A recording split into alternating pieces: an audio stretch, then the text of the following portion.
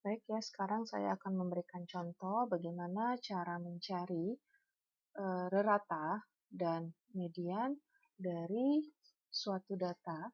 Ya, jadi kita misalkan di sini ini adalah jumlah pelanggan PDAM di beberapa wilayah di Sumatera Selatan yang disajikan pada tabel di bawah ini. Ya, jadi kita misalkan di sini adalah pelanggan PDAM di wilayah 1 sampai 12 dan ini adalah jumlah pelanggan daripada masing-masing wilayahnya. Nah, di sini dari data yang kita punya ini, kita akan coba mencari rata dan mediannya. Oke ya. Nah, di sini saya akan coba selesaikan ya rata dan mediannya ini dengan untuk ya data yang tidak berkelompok. Ya, data yang tidak berkelompok di sini. Nah, yang pertama saya akan mencari reratanya dulu.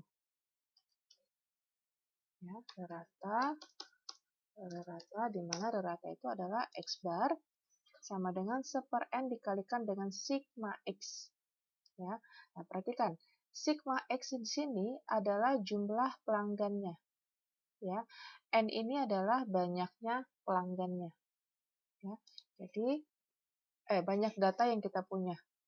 Sorry ya. Jadi N-nya itu di sini ada wilayah 1 sampai 12. Maka jumlah data yang kita punya ini ada 12. Ya.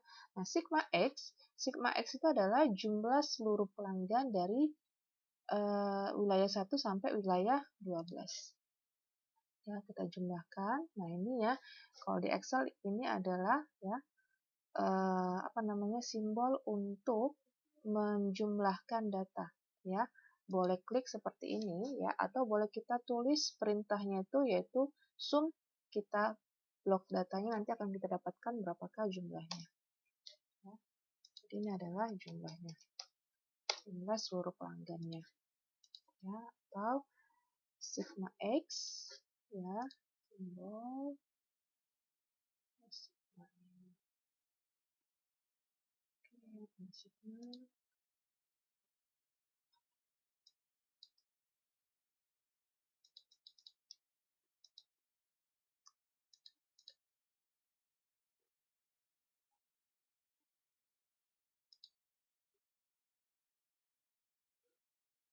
Ini ya sigma ya. Jadi sigma X itu adalah jumlah seluruh datanya tadi, yaitu 1369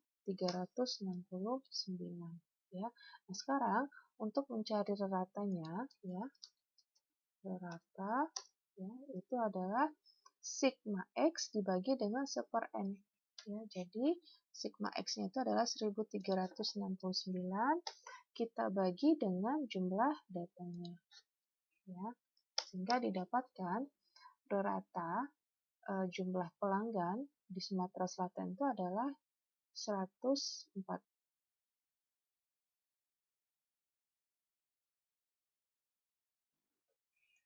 Baik ya, kita lanjut untuk menghitung median ya, atau nilai tengah dari data yang kita punya ini ya. Jadi tahap pertama kita lihat dulu jumlah datanya itu berapa, apakah ganjil atau genap. Ya, tadi kan di penjelasan sebelumnya untuk mencari median itu ada dua jenis ya. Ada untuk data yang jumlah data yang genap dan juga ada untuk jumlah data yang ganjil ya. Nah, dari data yang kita punya ini jumlah data yang kita punya ini ada 12. Maka di sini kita gunakan median untuk jumlah data yang genap. Ya. Tahap selanjutnya itu kita urutkan datanya. Ya. Saya suruh pindahkan ke sini datanya. Ya. Nah, kemudian data yang saya punya ini saya urutkan dari yang terkecil ke terbesar ya. Kalau di Excel kita bisa pakai perintah sort and filter. Ya, jadi kita blok dulu datanya, baru kita pakai perintah sort and filter ini. Nah, kemudian karena data kita yang akan kita urutkan ini dari yang terkecil ke terbesar, kita pilih yang ini. Short, smallest, and largest. Di sini. Nah, Bisa dilihat di sini ya, datanya sudah terurut dari yang terkecil ke terbesar ini. Ya, ini adalah data sebelumnya, ini adalah data yang sudah diurutkan. Dari terkecil ke terbesar. Ya. Ini adalah datanya. Nah, setelah kita urutkan datanya dari yang terkecil ke terbesar, langkah selanjutnya itu adalah kita tentukan posisinya di mana ini. Ya, Anda lihat posisinya itu adalah di X ini adalah data pada N dibagi 2, ya.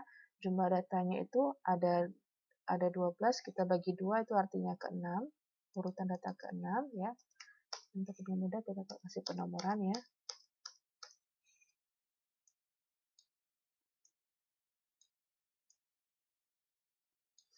Ya, kita kasih penomoran seperti ini ya. Nah, jadi posisi X N per 2, maka N per 2 itu adalah 12 dibagi 2, itu posisi ke-6. Maka di sini posisinya, dan N dibagi 2 plus 1, berarti 12 dibagi 2, 6 ditambah 1, 7. Ya. Jadi ini adalah posisi mediannya. Ya. Maka di sini mediannya itu adalah ini ya, data urut ke-16 kita tambahkan dengan data urutan ke-7 kita bagi 2 ya. Nah, di sini itu adalah 110 kita tambahkan dengan 113 kita bagi dengan 2. Ya. Dapatlah nilai tengahnya itu adalah 111,5 ya. Nah, ini adalah cara mencari rata dan median untuk data yang tidak berkelompok. Oke, selanjutnya kita akan mencari modus dari data yang sudah kita urutkan ini. Ya, jadi bisa kita lihat dari modus tadi adalah nilai yang paling sering muncul pada suatu data yang sudah kita peroleh. Nah, berdasarkan data yang sudah diurutkan tadi, ya, di sini bisa kita lihat kalau nilai yang paling sering muncul itu adalah 108. Ya, di sini nilai 108 muncul sebanyak 3 kali. Ya, jadi di urutan kedua, 3, dan 5 di sini.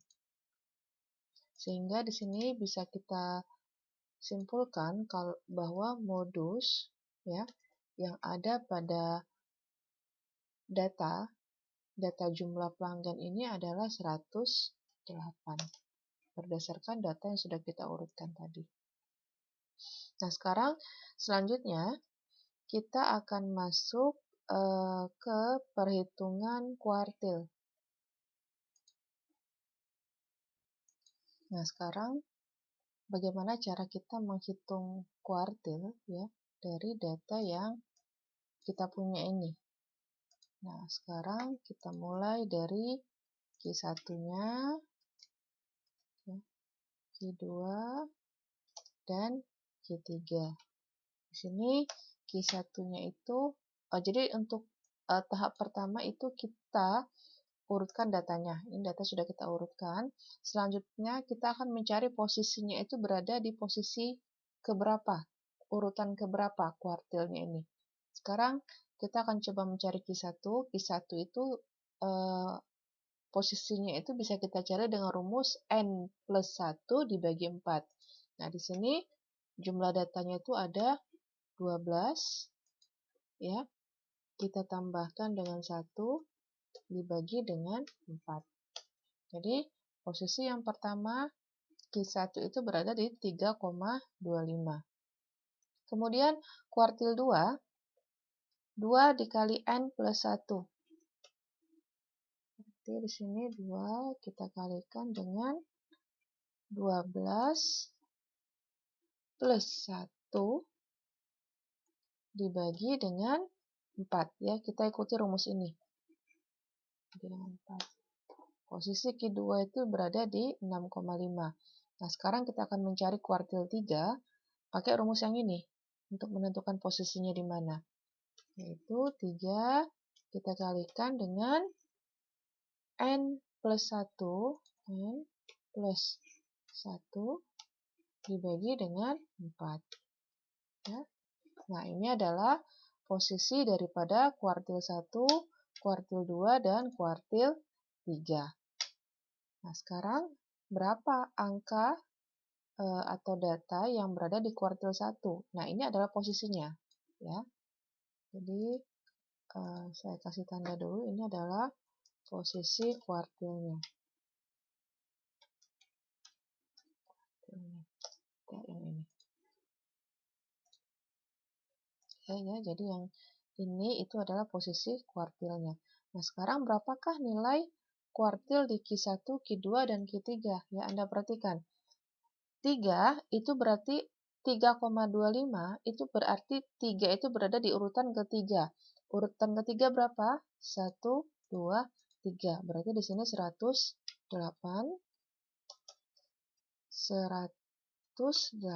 urutan ketiga. Nah, sekarang sisanya 0,25. Nah, perhatikan. 0,25 ini berarti berada di antara 3 dan 4. Ya. Karena dia 3,25 berarti posisinya lebih dari 3 dan atau berada di antara 3 dan 4. Maka di sini kita buat 0,25 kita kalikan dengan ini. Ya. 100.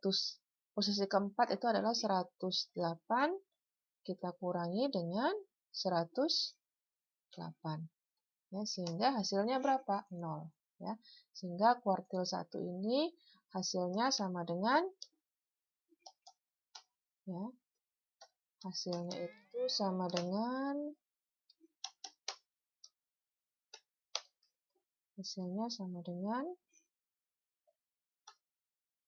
108 kita tambahkan dengan 0. Ya, hasilnya 108 ya. Kalau Anda lihat ya secara logika posisi ketiga itu 108, posisi keempat 108 ya. Jadi nilainya itu tidak mungkin kurang dari 108, pasti hasilnya sama. Dan ini hasilnya kalau Anda cek ya, itu memang harusnya 108 di sini. Ya, tidak mungkin kurang ataupun lebih di sini. Nah, sekarang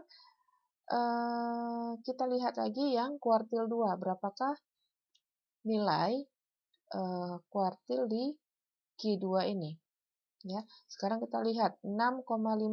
Berarti yang pertama dia berada di urutan ke-6. Urutan ke-6 di sini ada 110. Nah, sekarang yang akan kita cari itu adalah 0,5. Berapa nilai 0,5 itu? Anda lihat, karena dia 6,5, maka dia berada di antara 6 dan 7. Maka di sini 0,5 kita kalikan dengan 113 dikurang 110. Ya. Sehingga hasilnya itu adalah 110 kita tambahkan dengan 1,5. Jadi posisi 6,5 itu ada nilainya adalah 111,5 di sini. Ya. Nah, sekarang kita akan melihat kuartil 3. Untuk kuartil 3 di sini kuartil 3 itu berada di posisi 9,75 ya. Berarti dia berada di urutan ke-9 yaitu 120 dan 0,75 ya. Berarti kalau 9,75 itu berada di antara posisi ke-9 dan 10. Maka sisanya itu adalah 0,75 dikalikan dengan 124 dikurang dengan 120. Ya. Sehingga kita dapatkan di sini kuartil ketiga ya, itu adalah 120 ditambah 3 ya.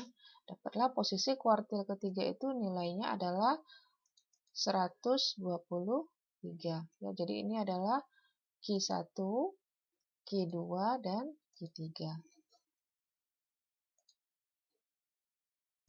Nah, sekarang kita masuk ke contoh selanjutnya untuk mencari persentil ya dari data yang sama.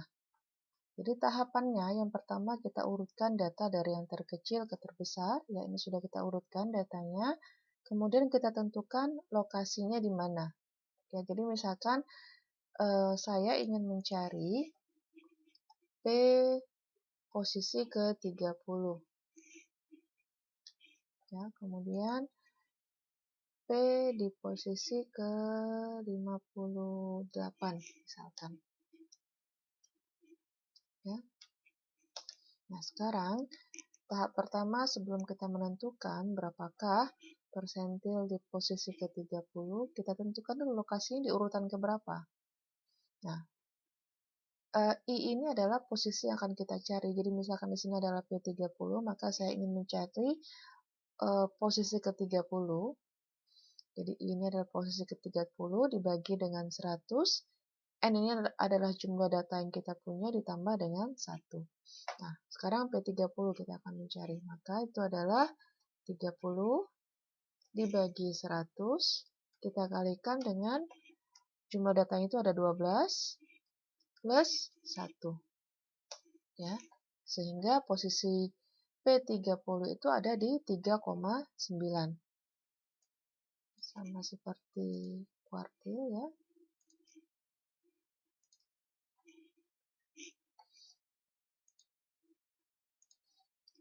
Ini adalah posisi persentilnya.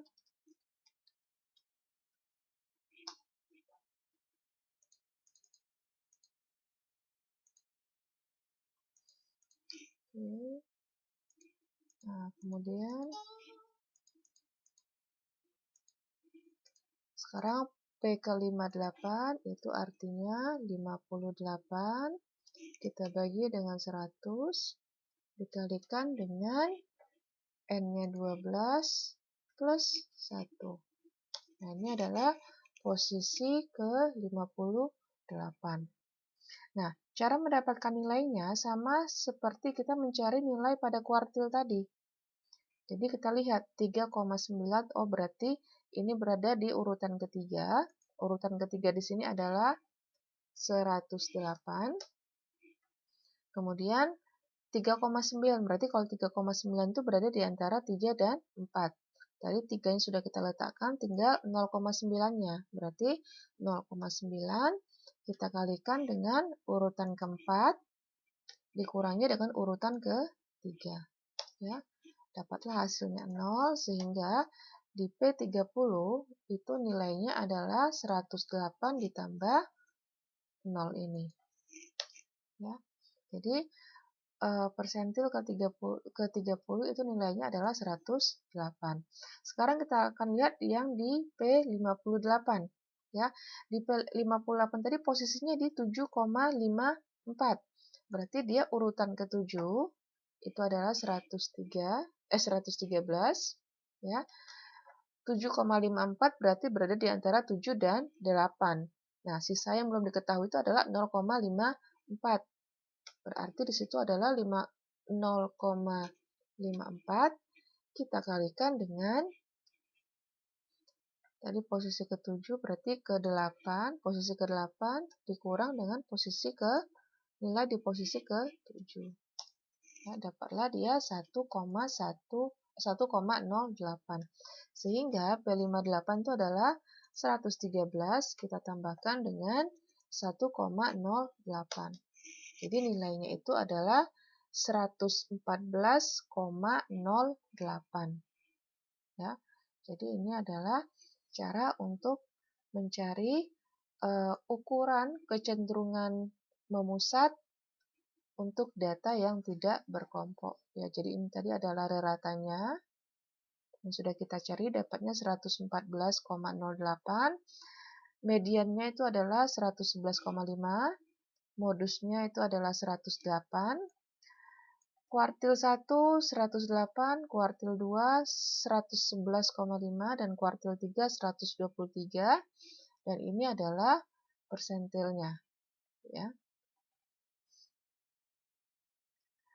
Oke ya, sekarang kita akan lanjut ke contoh untuk perhitungan ukuran kecenderungan memusat pada data yang berkelompok untuk data yang berkelompok.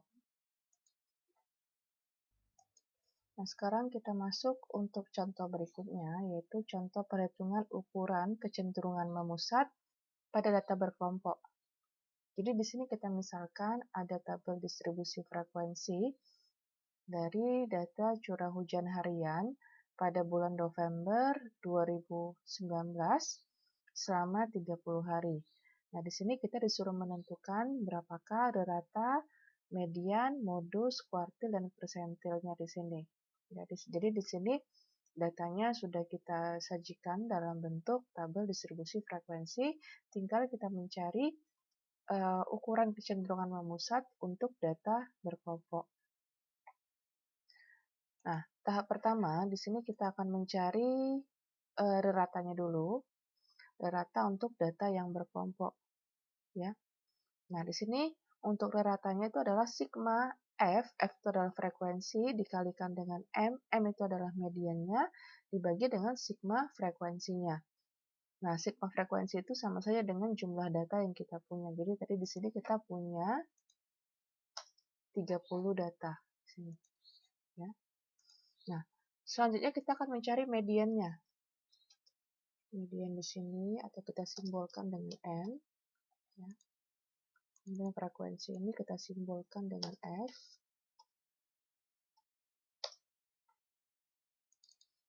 Maka mediannya ini,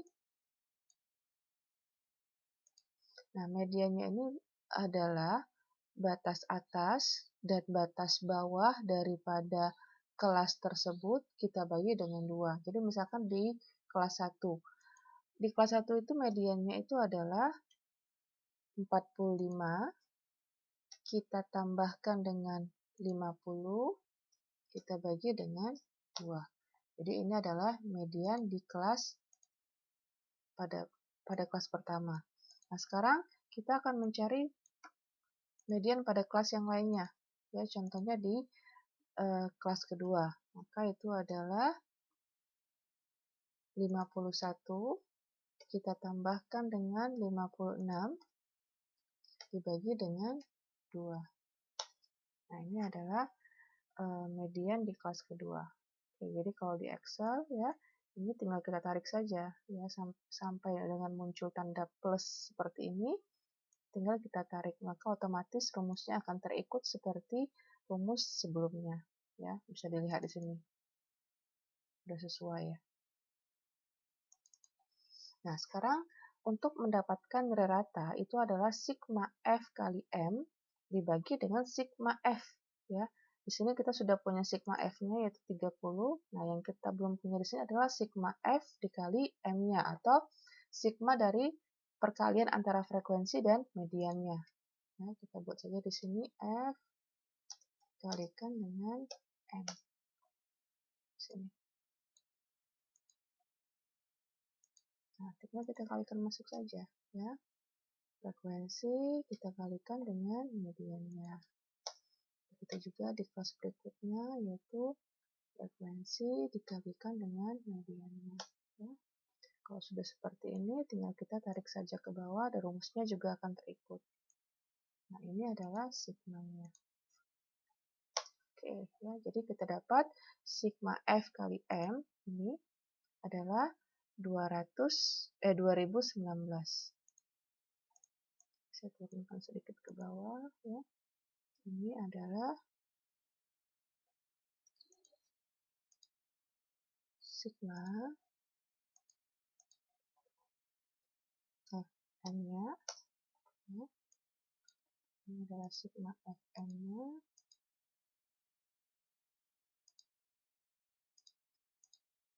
Nah, ini adalah sigma F-nya.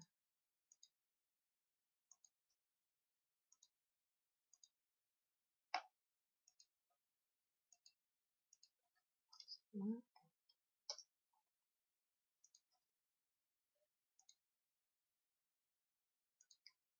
Ya, sehingga deratannya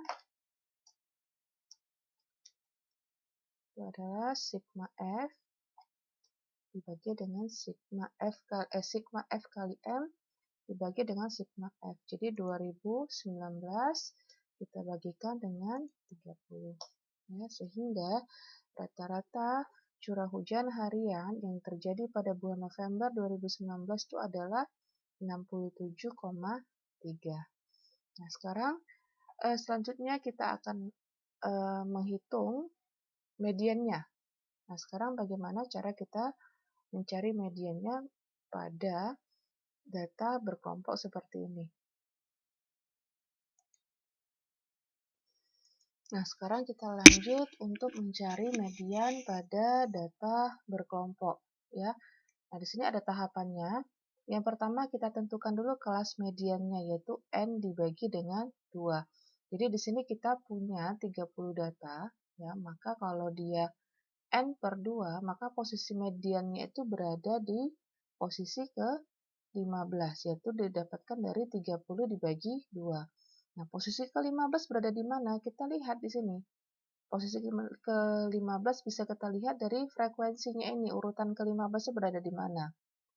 Ini 3 sampai urutan ketiga, 3 ditambah 5 itu berarti sampai urutan ke-8, 8 ditambah dengan 4 itu 12, 12 ditambah dengan 3 itu adalah 15. Jadi, posisi mediannya itu berada di kelas ke-4.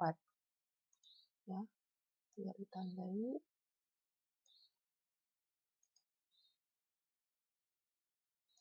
Ini adalah posisi mediannya. Ya, posisi mediannya yang mana ini berada di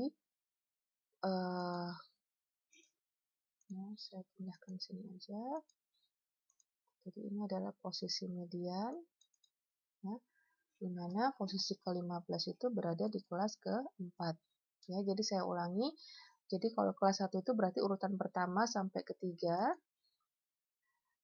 Kelas kedua itu berarti posisinya sampai ke 8. Kelas ketiga itu posisinya sampai 12. Posisi keempat itu adalah posisinya sampai dengan ke-15. Jadi median kita itu tadi berada di posisi ke-15 berarti berada di kelas ke-4.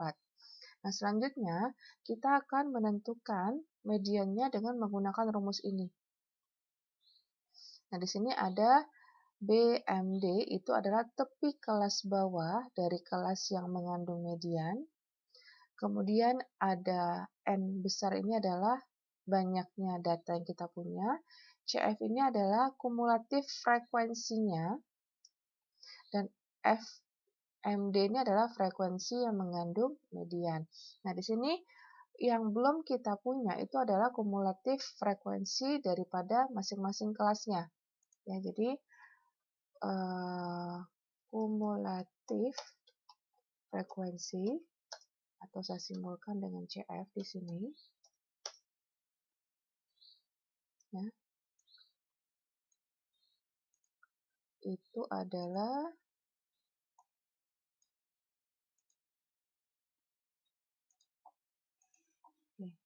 perhatikan ya.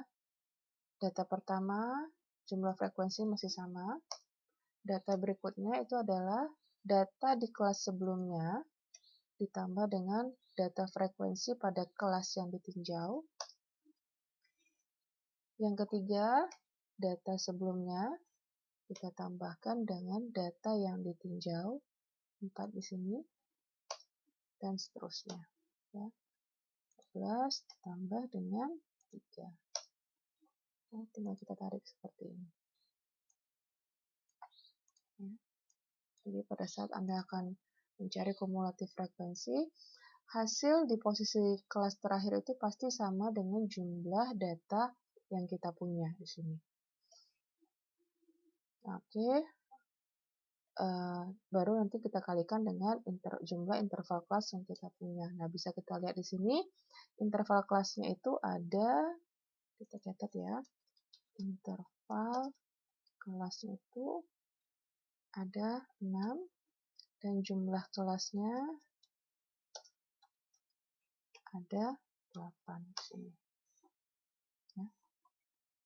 Oke, sekarang yang mana yang kita sebut dengan tepi kelas bawah dari kelas yang mengandung median. Sama-sama kita perhatikan ya di sini. Nah, sekarang kita lihat di sini yang mana batas atas, yang mana batas bawah.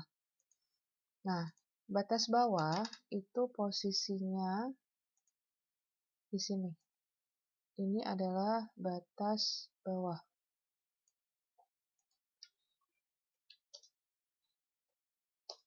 Nah, ini batas bawah. Ya, ini adalah batas bawah. Dan satu lagi, yang di sebelah kanan, itu adalah batas atasnya. Nah, ini adalah batas atas. Kasih warna beda. Nah, ini adalah batas atas. Nah, jadi, pada suatu interval kelas itu ada yang kita sebut dengan batas atas dan batas bawah. Jadi kalau batas atas itu posisinya di sebelah kanan. Ini. Nah, dan yang sebelah kiri ini adalah batas bawah. Oke ya, saya rasa cukup jelas. Nah, kemudian untuk mencari median, di sini ada tepi kelas bawah dari kelas yang mengandung median. Nah, tepi kelas bawah itu adalah, ya, sama-sama kita lihat di slide-nya, tepi kelas bawah adalah batas kelas bawah tersebut dikurangi 0,5. Ya, jadi di sini untuk mencari mediannya, BMD itu adalah batas kelas bawah dari kelas yang mengandung median, kita kurangi dengan setengah. Ya, jadi batas bawah yang mengandung median di sini adalah 63. Kita kurangi dengan 0,5. Maka di sini adalah 63 dikurangi dengan 0,5. Sehingga tepi kelas bawah dari kelas yang mengandung median itu adalah 62,5. Kemudian apalagi yang kita butuhkan di sini itu adalah CF-nya, frekuensi kumulatif kelas sebelum kelas median. Kelas median berada di posisi di kelas 4. Nah, sebelumnya berarti kumulatif frekuensi di kelas ke-3. Ya, maka CF-nya di sini itu adalah yang sebelum kelas median, maka itu adalah 12. Kemudian frekuensi kelas median FMD. Frekuensi kelas median. Nah, frekuensi kelas median di sini adalah 3. Ya, sehingga sudah kita dapatkan semua, nilai mediannya bisa kita tentukan di sini. Sehingga mediannya itu adalah BMD, ya. Kita tambahkan dengan N dibagi 2, N-nya itu adalah 30, kita bagi dengan 2, dikurangi dengan CF-nya, dibagi dengan frekuensi kelas median,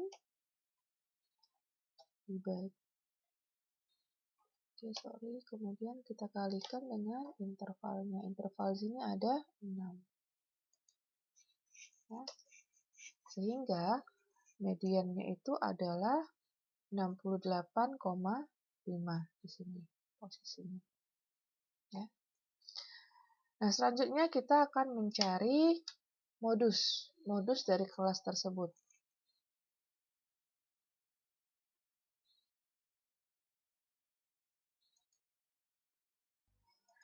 Oke, selanjutnya kita akan mencari modus ya dari data masih dari soal yang sama. Nah, perhatikan untuk mencari modus ini, tahap pertama kita lihat dulu di manakah posisi kelas yang frekuensinya paling besar. Ya, Anda lihat di sini, ternyata frekuensi yang paling besar itu berada di kelas kelima. Ya, maka modus kita itu berada di kelas ke-5 karena jumlah frekuensinya yang paling besar di sini. Ya, jadi ini adalah posisi modusnya. Ya.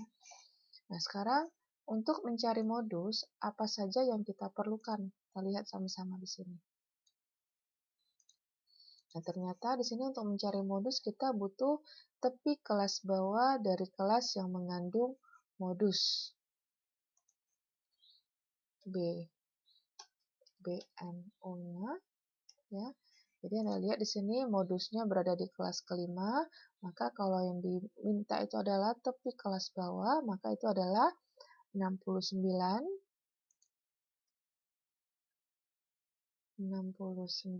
kita kurangi dengan 0,5.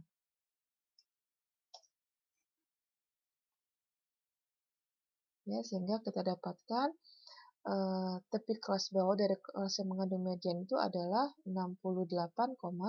Nah, selanjutnya di sini kita akan mencari berapakah nilai D1 dan D2. Nah, D1 ini adalah selisih antara frekuensi kelas modus dengan kelas sebelumnya. Frekuensi kelas modus 7 dengan kelas sebelumnya itu adalah 4. Maka D1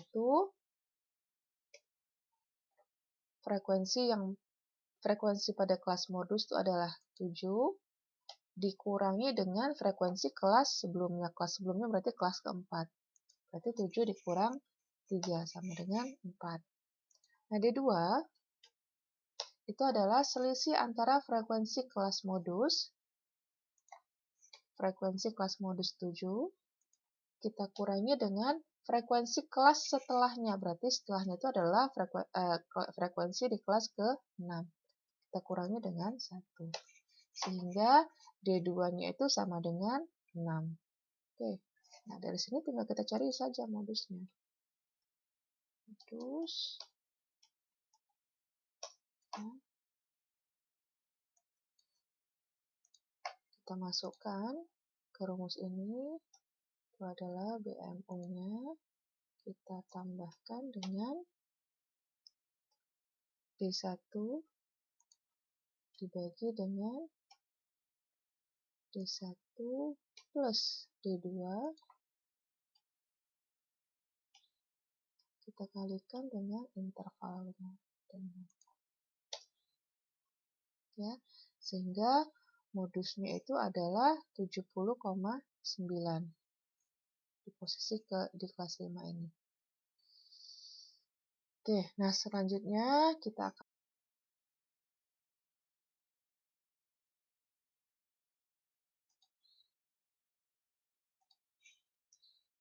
baik, demikian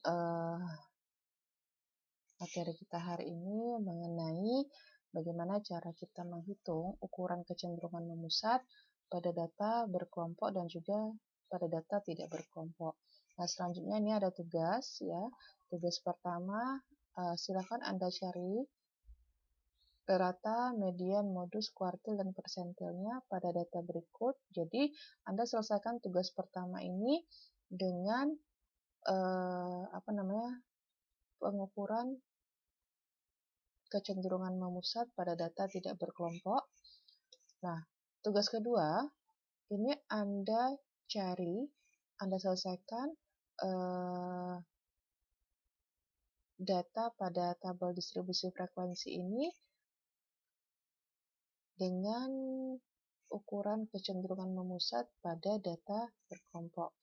Oke, jadi tugas ini saya tunggu paling lambat hari ini sebelum pukul 15.30.